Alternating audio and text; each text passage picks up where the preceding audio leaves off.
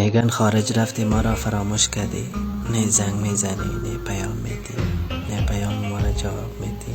نه بیادرکم، ما کسی را فراموش نمی کنیم. ما دلمان نمیشه با قصه های غمانگیز خود کسی را ناراحت کنیم. زنگ بزنیم که چی شود، از چی بگوییم. در ملک مردم از تحقیر شدن ما قصه کنیم، یا از توهین شدن ملیت ما قصه کنیم، یا اینکه از صبح تا شب سرکار بودن ما شب از خستگی شدید خواب ما ببره.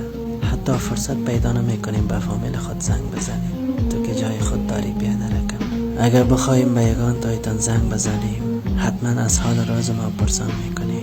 وقتی هم بخوایم تعریف کنیم باز میگید کی گفته بود که خارج برو مسافر شو. هی تا درک ما میکنی چند سال از عمرت میگذره. خودت که مسافر ملک مردم نشی از دل ما نمیایی دیوانه. بی تو